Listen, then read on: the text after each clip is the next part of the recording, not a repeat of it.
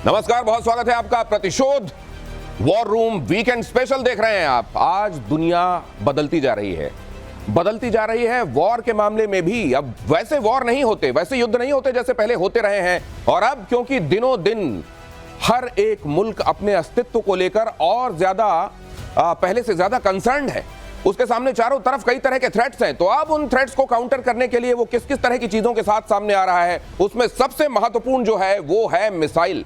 आज हम बात करेंगे मिसाइलों की, और इसके लिए आर्मी, नेवी, एयरफोर्स तीनों के एक्सपर्ट्स हमारे साथ मौजूद हैं। मेजर गौरव आर्य आपको बताएंगे कि आर्मी इस खतरनाक हथियार को किस तरीके से देखती है, क्या सोचते हैं मार्शल पीके श्रीवास्तव इस हथियार के बारे में, कितना कारगर है ये बताएंगे आपको।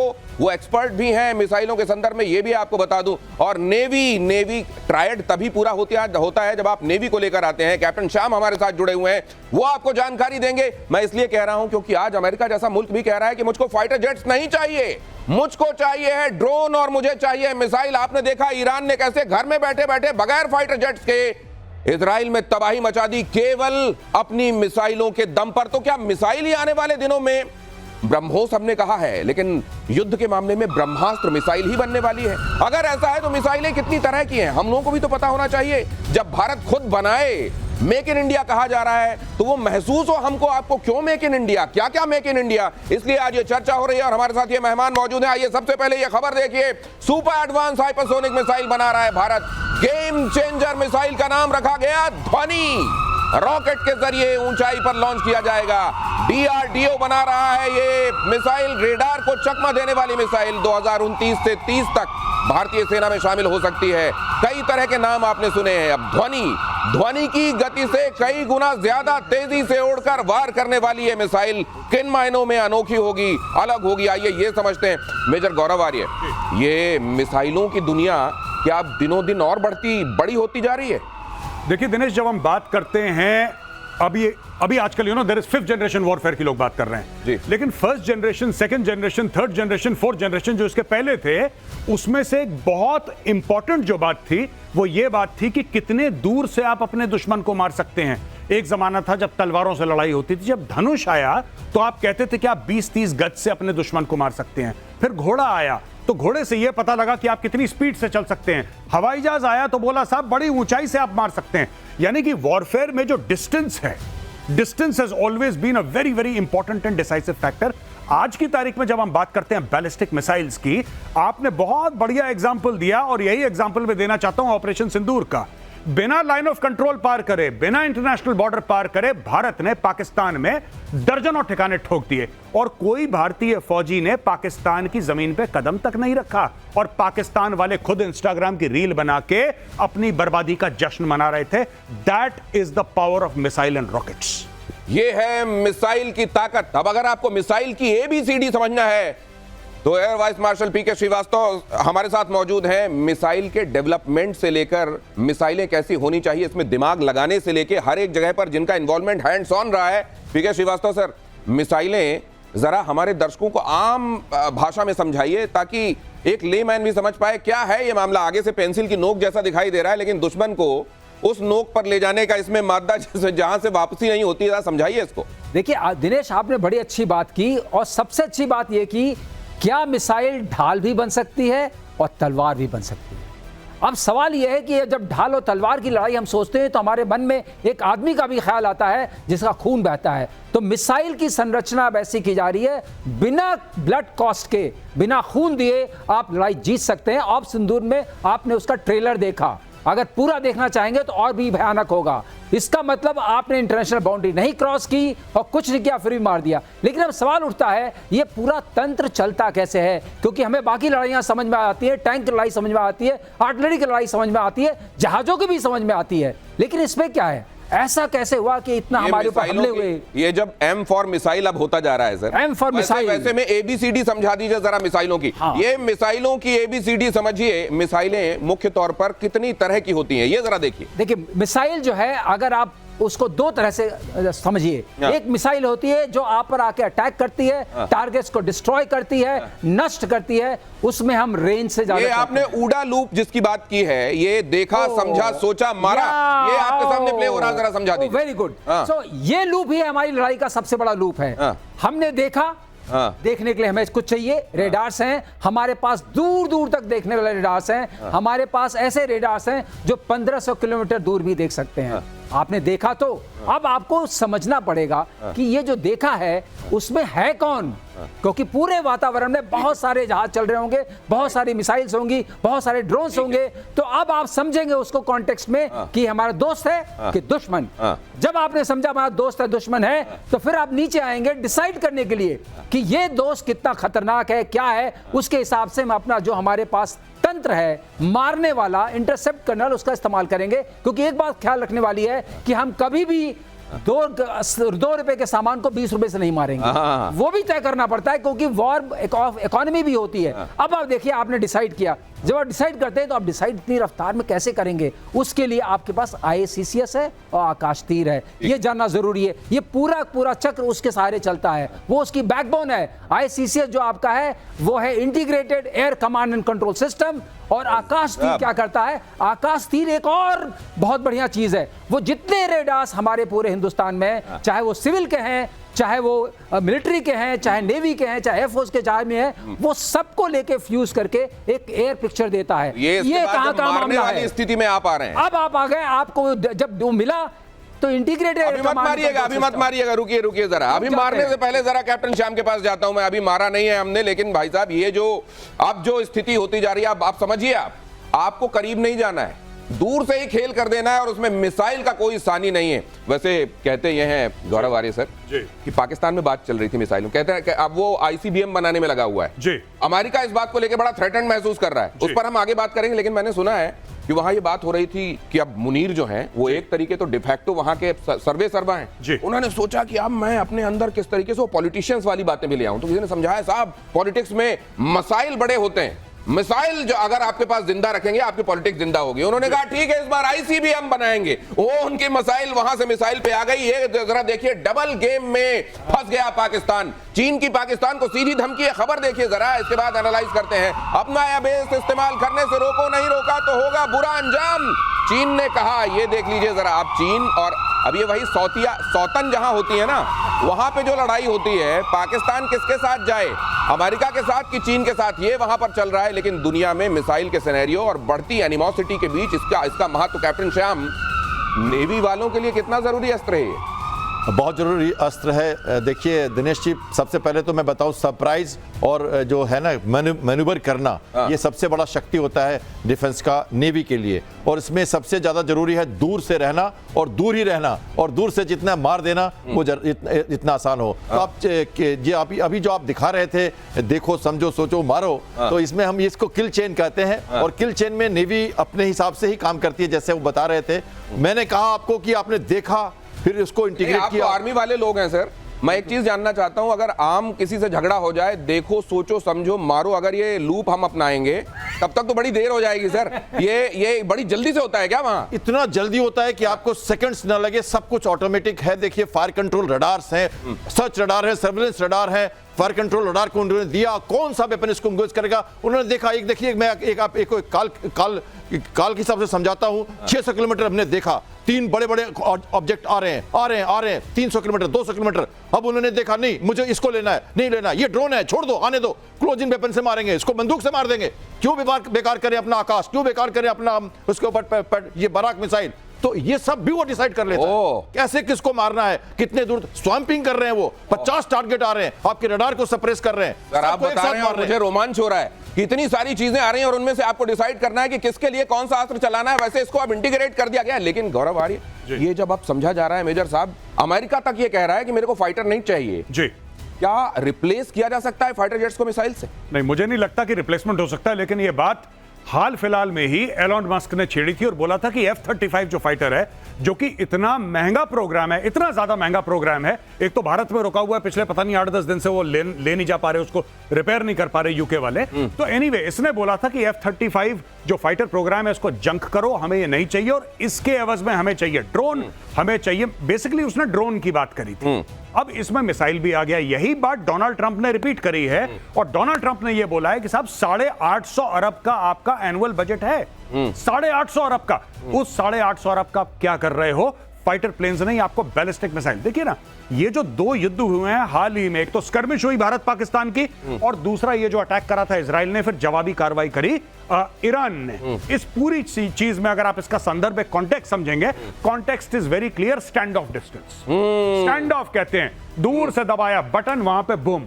ये एक और बड़ी खबर, दूर से दबाइए बटन, दूर रहिए, दूर ही रहिए, दूर से निपटा दीजिए। रक्षा क्षेत्र में एडवांस लेवल की तैयारी में भारत उड़ने वाली ऑटोमेटिक बंदूक, लीजिए फ्लाइंग गन आ गई, बनकर तैयार। Bharat supply and support of military materials and advance technology ने बनाई है बंदूक। उड़ते उड़ते ये बंदूक, अभी तक आपने बंदूक वालों को देखा होगा, फौज के लोगों को देखा होगा, अब ये उड़ते उड़ते वहां पे कहां काम तमाम कर देगी ये उड़ने वाली बंदूक। अभी तक किसी वॉर सिनेरियो में हमने उड़ने वाली बंदूक नहीं देखी। क्या ये पहल कदमी है भारत की तरफ से? देखिए, गौरव जो कह रहे थे उसी में ये है, और ये बंदूक उसी बात को बताती है कि जो हमारी ये चेन थी, डिसाइड एंड एक्ट, उस चेन से हम आदमी को निकालना चाहते हैं। क्योंकि आदमी रहेगा तो खून बहेगा, और आदमी की एक लिमिटेशन होती है।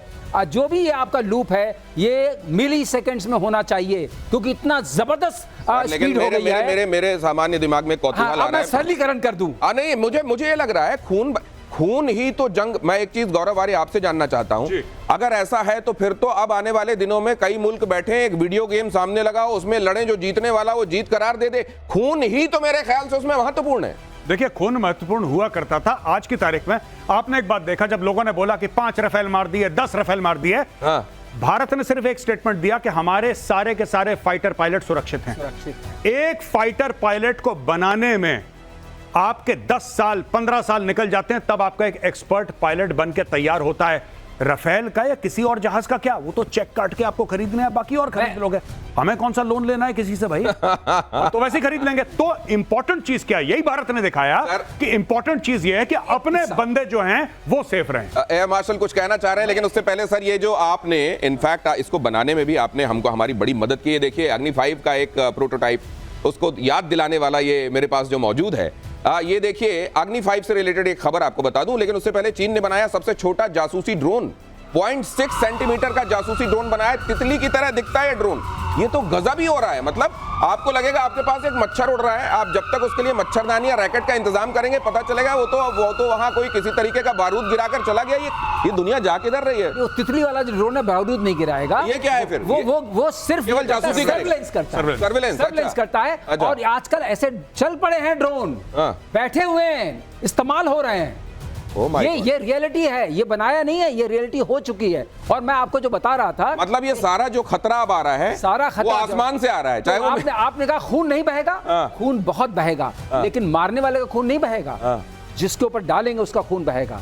खून गाजा में बहा कि नहीं बहा? ऊपर से गिरा, ईरान में बहा कि नहीं बहा? क्योंकि वर्चस्व था। लेकिन एक चीज बताना चाहूंगा जो बहुत जरूरी, दर्शकों को, एआई का क्या महत्व है इस पूरे चेन में। एक F-16 जो है टॉप गन उड़ा रहा था, एक्सपेरिमेंट मैंने खुद देखा है ऑन ऑफ कोर्स स्क्रीन, और दूसरा एआई उड़ा रहा था। एआई ने पहले वाले 5 सेकंड में ये डरपा ने एक्सपेरिमेंट किया था, जो वहां की डिफेंस रिसर्च ऑर्गेनाइजेशन है यूएस की, उसको टॉप गन को 10 बार मार दिया। Oh my God.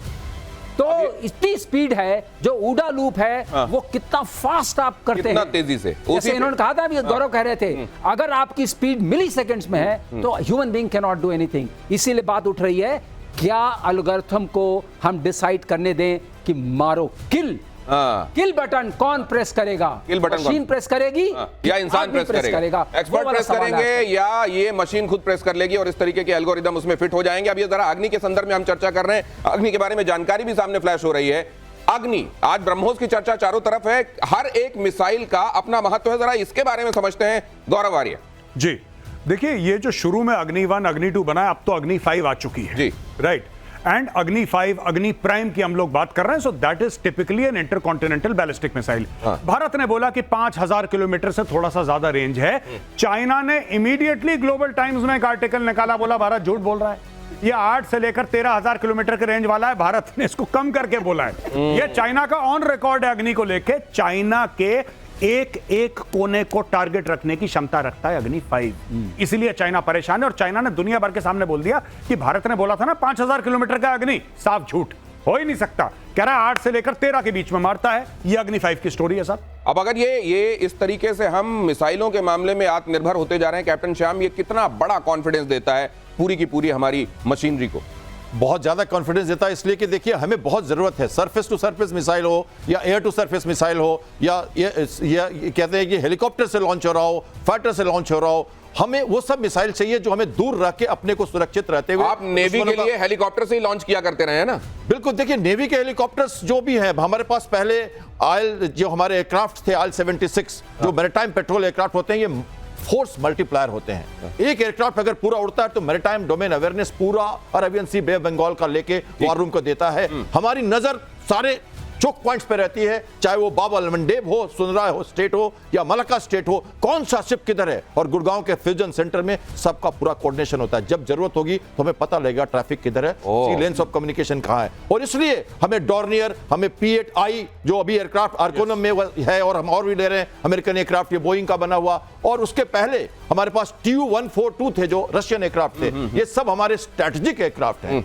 ये इनकी रेंज समझिए कि एक बार उड़ता है तो 12 घंटे के बाद वापस आता है। तो सर ये जो अभी हम बात कर रहे हैं मिसाइलों में आपने जो बताया, इसको अगर मेन इसका क्लासिफिकेशन करें तो क्या ये क्रूज और बैलिस्टिक तौर पर देखी जाएगी? एब्सोल्युटली। क्या नॉलेज है आपकी, अरे मान गए। आप लोगों से बात कर करके क्रूज है, क्रूज में सबसे बड़ी बात यह है कि क्रूज की हम सब सोनिक जाते थे, अगर हम सुपर सोनिक या हाइपरसोनिक जाना चाहते हैं तो हमें इंजन की जरूरत पड़ती है। एक रैम इंजन कहलाता है, दूसरा स्क्रैम इंजन कहलाता है। और आपको जान के खुशी होगी कि DRDO ने स्क्रैम इंजन को भी, ये रैम और स्क्रैम क्या है सर? रैम ये होता है कि जो आप एयर लेते हैं, अंदर कोई टरबाइन ब्लेड्स नहीं है, अच्छा। एयर को ही कंप्रेस करके कंबस्ट करके वो निकालता है, उसी से थ्रस्ट मिलता है। ओके। इसका मतलब एक बार आपने लॉन्च कर दिया, बूस्टर लगा दिया, अब वो जो रैम इंजन है वो चलता रहेगा और उसको ले आता रहेगा। लेकिन स्क्रैम टेक्नोलॉजी मास्टर करना अपने आप में बहुत बड़ी बात है, उससे हाइपरसोनिक मिसाइल जाती है। ये बड़ा खतरनाक वाला, ये देखिए टेक्निकलिटी, ये दुश्मन का रैम नाम सत्य कर देने वाले ये खतरनाक विश्लेषण। ये देखिए जरा, चीन ने बनाई एक और बड़ी एटमी मिसाइल, हिरोशिमा बॉम्ब से 200 गुना ताकत वाली मिसाइल DF-5B परमाणु मिसाइल की रेंज 1200 किलोमीटर, अमेरिका और यूरोप पर हमला करने में सक्षम। मुझे याद आ रहा है मेजर गौरव आर्य कि कुछ दिनों पहले अभी जब चाइना, ये इजराइल और ईरान आमने सामने थे, किसी ने वहां पर जो रिफाइनरी में इस्तेमाल करने वाली मशीन है उसको डाल दिया सोशल मीडिया में, कहा ये देखिए खतरनाक वाली मिसाइल ये है ईरान के पास, इसका मतलब क्या है, कुछ भी जो मिसाइल जैसा दिखने वाला हो। कम से कम डोंग फैंग में जब मैं देखता हूं ना, बड़ा बड़ा लदा हुआ है गाड़ियों में, तो मेरे को लगता है कहीं खोल भर बाहर तो नहीं निकाल दिया जाता है दिखाने के लिए। नहीं, ये जो बात कर रहे हैं ना, ये 12,000 किलोमीटर की मारक क्षमता, न्यूक्लियर, कन्वेंशनल, और जाहिर सी बात है कि जब 12,000 किलोमीटर है तो naturally it is made for a nuclear payload. पहली बात यह है कि जो उसका जो वॉरहेड है वो न्यूक्लियर ही मान के चलते हैं, ऑल्टरनेटिवली आप दूसरा भी कर सकते हैं, कन्वेंशनल। अब इससे सबसे ज्यादा परेशानी किसको होगी? जाहिर सी बात है, एक तो कॉन्टिनेंटल यूरोप को होगी और जाहिर सी बात है अमेरिका को होगी। चाइना के एनिमीज कौन हैं? अब एक बात आप ध्यान रखिएगा, ये जो मिसाइल की बात कर रहे हैं इसके पीछे की कहानी ये है कि चाहे वो जर्मनी हो, चाहे वो इटली हो, चाहे वो यूके हो, चाहे वो फ्रांस हो, सबके नेशनल सिक्योरिटी एस्टेब्लिशमेंट ने ये बोला है कि आपका प्राइमरी थ्रेट चाइना है। आपका प्राइमरी थ्रेट, चाहे रूस बगल में है, चाहे रूस ने ईस्टर्न यूरोप में तांडव मचा दिया, लेकिन आपका प्राइमरी थ्रेट चाइना है। चाइना ठोकेगा, चाइना से बचो। तो ये जो बीच में बात नहीं हुई थी कि नेटो, अभी कल की तो बात है कि नेटो ने बोला है कि साहब 5% ऑफ जीडीपी हम अपना बजट करेंगे, ये वही स्टोरी है। अच्छा, नहीं, लेकिन एक बात बताइए जी, रशिया भी चाइना से मुझको लगता है ठीक है फिलहाल सर्कमस्टेंशियल फ्रेंडशिप जिसको कहते हैं जी, लेकिन मेरे को लगता है जिस तरीके से कहता है व्लादिवोस्तोक तो हमारा ही हिस्सा था, चाइना उसको भी नहीं छोड़ता। रशिया इस बात को समझता होगा। देखिए साहब, व्लादिवोस्तोक हमारा नहीं है, चाइना की जो चाइना ने साइबेरिया में लाखों एकड़ जमीन घेर ली है रशिया की और अपने किसानों को पट्टे पे दे दी, बोला बेटा यहाँ पे तुम गाजर मूली उगाओ। ये चाइना कर रहा है आज की तारीख में। थ्रेट पूरी दुनिया के लिए सबसे बड़ा चाइना, और उसके पास ये बड़ी बड़ी मिसाइलें ट्रकों में लाद कर उसका जो डिस्प्ले किया जाता है, इस डिस्प्ले को क्यों, ये दुनिया के सामने डिस्प्ले क्यों किया जाता है? क्या ये भी एक तरीके का लोगों को धमकाने वाला मामला होता है? देखो मेरे पास ये है, लेकिन उससे पहले जरा आइए ब्रह्मोस की तरफ ले चलें। पाकिस्तान कांप रहा है इस नाम से, आप ब्रह्मोस कर दीजिए, नींद से चौंक के जाग जाते हैं, वो ये हाल है। ब्रह्मोस की तरफ ले चलता हूं आपको, इसकी खासियत जरा समझते हैं। एयर मार्शल पीके श्रीवास्तव, ये ब्रह्मोस क्यों इतनी खास और खतरनाक है? देखिए, ब्रह्मोस खास और खतरनाक इसलिए है कि आप इसको पकड़ नहीं सकते हैं रडार पे। आपने उसका प्रत्यक्षम किम प्रमाणम अगर मैं बोलना चाहूं, उसका आपने हाल देख लिया, जैसा कि हमने उनके एयर बेसेस को नष्ट किया, सारे एयरफील्ड्स को जो चुने चुने टारगेट्स थे। और दूसरी चीज ये है कि ये क्रूज मिसाइल है, टेरेन हगिंग है, उसलिए नहीं पकड़ पाते हैं। अच्छा। और तीसरा ये है, इसमें अभी हमने जो मॉडर्न वर्जन्स बनाने शुरू किए हैं, उसमें हमने कंपोजिट मटेरियल यूज करना भी शुरू किया है, जो रेडार को रिफ्लेक्ट नहीं करता है। तो और ये आपके एकदम करीब यही। और तीसरी बात, जब ये नीचे आता है मारने के लिए टारगेट को, तो फिर ये ऐसे एस बनाता है, और जिस स्पीड पर बना रहा है आप कुछ नहीं कर पाएंगे इसका। रेडार पकड़ ही नहीं पाएगा। पकड़ भी लिया है तो लॉक नहीं कर पाएंगे, लॉक नहीं कर पाएंगे तो डिस्ट्रॉय नहीं कर पाएंगे, आपको डिस्ट्रॉय करेंगे। एक चीज बता दूं, ये मैं देख रहा था पाकिस्तानी सोशल मीडिया पे बहुत पहले, यहां से एक ब्रह्मोस फायर हुआ जो भारत ने बोला हमने गलती से कर दिया। वो पाकिस्तान के अंदर 3 मिनट उड़ा और मियां चन्नू एक जगह मियां चन्नू में जाके गिरा। तो पाकिस्तानी एनालिस्ट आपस में डिस्कस कर रहे हैं, कह रहे हैं यार ये मिसाइल आ गई, ये 3 मिनट भारत, ये हमारे एयर स्पेस में 3 मिनट हम कुछ कर नहीं पाए। तो कहता नहीं हमने करा। तो कह रहा क्या करा हमने? कह रहा मिसाइल आई, हमने बोला अस्सलाम वालेकुम सलाम, गिरी बगल में दम, कहानी खत्म। ये एक्चुअली पाकिस्तानी सोशल मीडिया पे डिस्कशन हो रहा था कि हमने सलाम पेश करा, मिसाइल ने सलाम पेश करा और मियां चन्नू में गिर गई, हम कुछ नहीं कर पाए। बिल्कुल। एक और बात है लेकर जो बात सामने आई थी वो ये कि गलती से चली गई थी उस तरफ। ये गलती कहते हैं कि हो नहीं सकती, वो टटोल लिया गया कि आप लोग एयर डिफेंस के मामले में कितने तैयार हैं। अगली खबर देख लीजिए, नया ब्रह्मास्त्र बनाने की तैयारी में डीआरडीओ, K6 पनडुब्बी लॉन्च बैलिस्टिक मिसाइल बन रही है। एक पूर्व वैज्ञानिक ने किया बड़ा खुलासा, पूरे एशिया, यूरोप, अफ्रीका तक वार कर पाएगी ये कैप्टन श्याम। अब ये जरा ये बताइए, ये क्या है? पनडुब्बी वाला मामला है, आप बताइए जरा। पनडुब्बी, जैसा मैंने कहा कि बहुत ही जरूरी है हमें स्ट्रैटेजिक क्रेडिबल डेटरेंस रखने का, और जो सेकंड स्ट्राइक कैपेबिलिटी है जो कि सिर्फ 5 कंट्रीज के पास है, हम भी उसमें शामिल हैं एलिट क्लब में, जैसे रशिया, चाइना, ये फ्रांस, यूके और यूएसए, ये 5 कंट्रीज हैं। और उसके बाद हमारे पास जो मिसाइल से हमने शौर्य मिसाइल जो हमने जो जमीन पे बनाई थी पहले, उसकी जो रेंज थी उसी को हमने हल्का किया और उसमें प्रोपेलेंट चेंज किया, और उसको हमने सागरिका मिसाइल के रूप में K15 से स्टार्ट किया था, जो हमने INS अरिहंत में, जो पहली हमारी सब सरफेस न्यूक्लियर बैलिस्टिक है, जिसमें कि न्यूक्लियर पावर इंजन भी है और न्यूक्लियर मिसाइल भी है। ये हमारी पहली सबमरीन थी। उसके बाद हमने अरिघात बनाया, और हम उसके बाद मिसाइल में भी हम आगे बढ़ रहे हैं डीआरडीओ के थ्रू। तो K4 बनाया हमने, जिसकी रेंज हमने बढ़ा दी, 2000-3000 किलोमीटर करते जा रहे हैं, और उसको हम बढ़ाते जा रहे हैं। अग्नि का ही रूप है ये सब, लेकिन ये इसी वर्जेंट है, और हम इसको मतलब इस हिसाब से देख लिया जाए, ये मिसाइलों के टाइप अगर आप रेंज के हिसाब से देखना चाहते हैं तो एक तो बहुत करीब में मारना है आपको, तो शॉर्ट रेंज लीजिए, अगर थोड़ा उससे दूर मारना है मीडियम रेंज ले लीजिए, उससे दूर मारना है लॉन्ग रेंज, और अगर एक महाद्वीप से दूसरे महाद्वीप में आपको भेजकर निपटाना है तो वो है ICBM। बड़े खतरनाक ये मिसाइलें हैं। ये देख लीजिए, भारत, इंडोनेशिया। तो नाम बता दें इनका? हाँ बताइए ना। SRBM, MRBM, IRBM, intermediate range BM, अच्छा, एंड ICBM। अच्छा, जो ये बता रहे हैं, कभी बताया पनडुब्बी तो हमारा आखिरी लास्ट फ्रंटियर है, पहला नहीं है। पनडुब्बी डूबी रहती है, पता नहीं चलता कहाँ है। सावन आ रहा है, बाबा बैद्यनाथ जो लोग जाते हैं ना, वो एक दूसरे को बम नाम से संबोधित करते हैं। कि अगर नाम भी लेंगे तो बोलेंगे फलाने बम। तो ये जब BM आप बता रहे हैं, ये खबर जरा बता दूं, भारत इंडोनेशिया डिफेंस डील से जुड़ी बड़ी खबर। इंडोनेशिया को अस्त्र MK1 मिसाइल दे सकता है भारत। डीआरडीओ ने अस्त्र MK1 का ऑफर किया। पूरी दुनिया में मिसाइल चल रहा है क्या? यही चलेगा। आपको ये करना है कि लूप से आदमी को निकालना है। टेम्पो ऑफ वॉर इतना बढ़ गया है। आप जो देखे, आपने दिखाया ना पहले, देखा, सोचा, समझा, मारा, ये वाला जो चीज है, इसके लिए आपको जरूरी है कि कंप्यूटराइज्ड हो। IACCS और आकाश। तो फिर आप ही बताइए, किल बटन कौन दबाएगा, एक्सपर्ट या मशीन? अब ये बड़ा सवाल है, ये बहुत एथिकल सवाल है। इसके ऊपर लगातार बहस हो रही है। आदमी किल बटन दबाने की कभी कभी परिस्थिति में नहीं होता है। ये आपको मशीन को हैंड ओवर करना पड़ेगा। इसके ऊपर तो इतनी रिसर्च हो रही है, इतना ज्यादा इसका। जैसे AI जा रहा है, जिस तरीके से AI बढ़ रहा है, वैसे ही मुझको लग रहा है किल बटन मशीनों के पास ही आने वाला है। किल बटन से पहले सर ने बताया था जो IFF होता है सर, आइडेंटिफिकेशन फ्रेंड और फो, वो तो मशीन ही कर रही है। आइडेंटिफिकेशन ऑफ फ्रेंड और फो, दुश्मन या दोस्त का जो पहचान है वो मशीन कर रही है सर। जी बिल्कुल, IFF जो करती है मशीन करती है। अब जो सर ने बोला ना कि वो विंडो इतनी शॉर्ट है, बिकॉज आप देखिए दुश्मन की मिसाइल है, वो कह रहा है हाइपरसोनिक, वो कह रहा है ऐसा 10 to 12 times 15 times the speed of sound. कहां मौका है कि आप बैठ के बताएं हाँ भाई साहब आ रहा है। बराक आपके हाथ में है, ये देखिए बराक, बराक ओबामा साहब भी जब इस बराक को देखते होंगे तो सोचते होंगे देखिए क्या क्या डायमेंशन मेरे वाले नाम को मिले हुए हैं। इसके बारे में बताइए जरा। देखिए ये सरफेस टू एयर मिसाइल है और जब ये लास्ट जो किल चेन है जिसमें रडार ने पकड़ा, इंटरसेप्ट किया, सोचा किसको दें और सोचा चाहिए बराक से एंगेज करना है, तो बराक हमारे सारे शिप्स में लगे हुए हैं। ये एयर डिफेंस का एक बहुत बड़ा जरूरत है हमारी और इसके हिसाब से हम 70 किलोमीटर 80 किलोमीटर दूर तक, अगर ये मीडियम रेंज बराक की बात करें, लॉन्ग रेंज बराक भी बन रहा है। भारत और इजराइल का एक बेहतरीन कोऑर्डिनेशन का ये नमूना है, दोनों देश ने मिलकर इसको बनाया है। करीब करीब एयरफोर्स में, नेवी में करीब करीब सब जगह ये मिसाइल यूज हो रही है और हमारे एयर डिफेंस का एक बहुत ही बेहतरीन एक तरह से ये निशान है। मेजर गौरव, ये बराक जो है जी, यही नाम क्यों रख दिया गया है? बर्क, बिजली। ओ अच्छा, बिजली की तरह कड़के जो और दुश्मन के ऊपर जाके गिरे। जी जी जी। ओ अगली खबर देखिए कि भारत को जल्द मिलेगा एडवांस जासूसी विमान, दुश्मन की हर हरकत पर निगाह रखेंगे आई स्टार।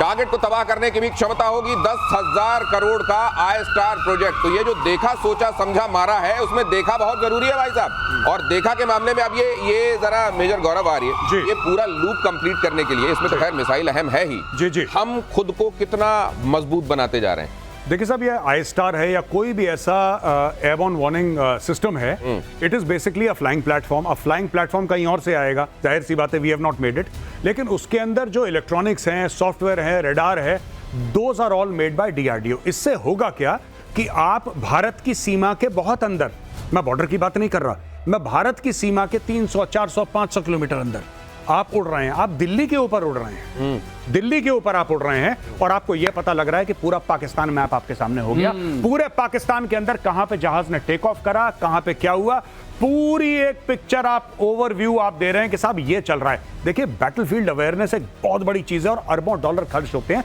Battlefield aware. हो क्या रहा है ये तो पता लगे, हो क्या रहा है, आप रिएक्ट तब करेंगे। तो I think that is why it is so important. एक छोटा सा एक एंगल देना चाहता हूं। ये हमारा INS विक्रमादित्य है। अच्छा। ये हमारा समुद्र है, ये 500 किलोमीटर मान लेते हैं कि INS विक्रमादित्य, ये हमारा रेंज है। इसके ऊपर MiG-29 कॉम्बैट एयर पेट्रोल कर रहा है और यहां से हमारे P-8I दूर दूर से खबर रख रहे हैं, तो हमारे एयरक्राफ्ट हैं। अब एक उनका आया, ओरायन आया पाकिस्तान का, दूर से उसने देखा विराट वहां है, फाइटर एयरक्राफ्ट के रेंज से बाहर होकर अगर यहां से वो air to surface missile launch कर दे तो ये फ्लीट उड़ जाएगी। एक और बात बताएं, आई स्टार की बात की हमने, एयर डिफेंस कैसे करती है नेवी। यहां पे एक कामोव 31 हेलीकॉप्टर विक्रमादित्य से उड़ेगा और उसके अंदर एक बड़ा अजीब सा, जो बहुत मुश्किल है समझना, रडार निकलता है नीचे और रडार नीचे निकल के रोटेट करने लगता है। वो AEW एयरक्राफ्ट है हमारा, का 31 बेस्ट एयरक्राफ्ट जो है और इसका इंटीग्रेशन हमारे एयरफोर्स के साथ। और नेत्रा हमारे पास है, अवाक्स जो आप जानते हैं, और उनके स्वीडन के जो जहाज थे पाकिस्तान के, जो हमने मारे, नीचे भी मारे, ऊपर भी मारे, 3 से ज्यादा खत्म कर दिए। इन्होंने बिल्कुल ठीक कहा। एक तरह से मैं कहूं तो फोर्स मल्टीप्लायर, अवाक्स जो होता है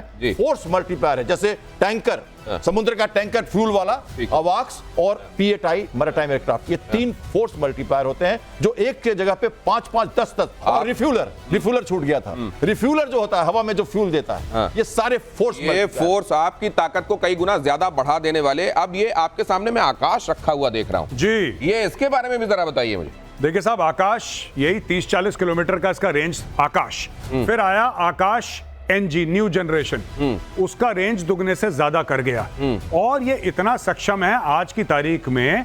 सिर्फ आर्मेनिया नहीं दोस्तों, अब ये लोग आर्मेनिया की बात कर रहे हैं। आर्मेनिया, दर्जन भर ऐसे देश हैं जो कह रहे हैं कि यार आकाश का बड़ा नाम सुना है। आकाश का नाम तो तब से हम सुन रहे थे जब से हम कमीशन हुए थे, उसके पहले आकाश तो बहुत पुराना प्लेटफॉर्म है। सिंदूर के समय ये क्यों मैन ऑफ द मैच जैसे नाम निकल के आया? हाँ, मैन ऑफ द मैच सिर्फ इस, देखिए एक तो बहुत सक्षम पर मेड इन इंडिया। आप ये देखिए, मेड इन इंडिया आपका है, ये आपका है, ये कंप्लीटली हमारा है। ये तो मैंने बनाया खुद, तो मुझे पता है। मैं आपको बताऊं, यूरोसैट में गया था, पेरिस में हमारा शो हो रहा था, आकाश हमने वहां रखा था डिस्प्ले पे, तब मैं भारत डायनामिक्स लिमिटेड में था। I was leading that show. हमारे पास कौन कौन आया? फिलीपींस वाले आए खरीदने के लिए। उस जमाने में बात कर रहा हूं आपको, 2000। मैं बीच में रोक के एक बात पूछूं। हाँ। पहले के रिजीम्स में जब ये कहा जाता था कि आइए अपने घर में हम ऐसा कुछ बनाएं, तो कितना एनकरेजिंग एनवायरनमेंट था। यही बताने की कोशिश कर रहा था। 2012 में हमसे फिलीपींस ने कांटेक्ट किया, मुझसे कांटेक्ट किया, वियतनाम में कांटेक्ट किया, सब ने कहा आप दे सकते हैं। हमने कहा हमारी पॉलिसी नहीं। हम किस लिए आए हैं? हम दिखाने आए हैं। हमने दिखाया। तो सर आप ये कह रहे हैं कि एयर शो में हम लोग आए, एयर शो में आए बेचने के लिए नहीं, दिखाने के लिए। दूर से देखो सेल्फी ले लो, सेल्फी होती थी उस जमाने में? नहीं होती। नहीं, सेल्फी थी। अरे 2012 की बात कर रहे हैं। सब कुछ था। और भारतीय डिफेंस कंपनी को 1525 करोड़ से ज्यादा का ऑर्डर।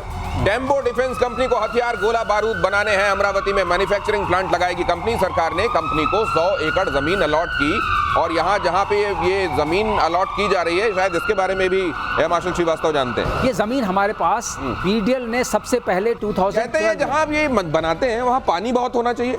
पानी बहुत होना चाहिए। हमने पूरा सर्वे किया था, मैं खुद गया था, वहाँ के डिस्ट्रिक्ट कलेक्टर से मिला था, बल्कि वहाँ के सेक्रेटरी, चीफ सेक्रेटरी थे, उनसे मुलाकात हुई थी। चिप बनती है, मिसाइलें बनती है, वहां इतना पानी क्यों चाहिए?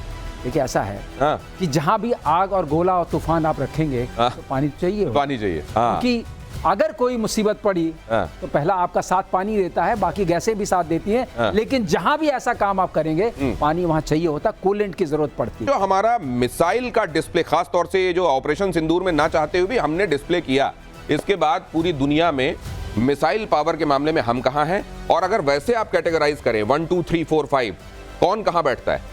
मुझे ऐसा लगता है कि देखिए, as far as production is concerned, अभी इंडिया पिकअप कर रहा है, पर जैसे सर कई बार बोलते हैं ना, रॉकेटरी में we are a super power, इसमें कोई डाउट नहीं है।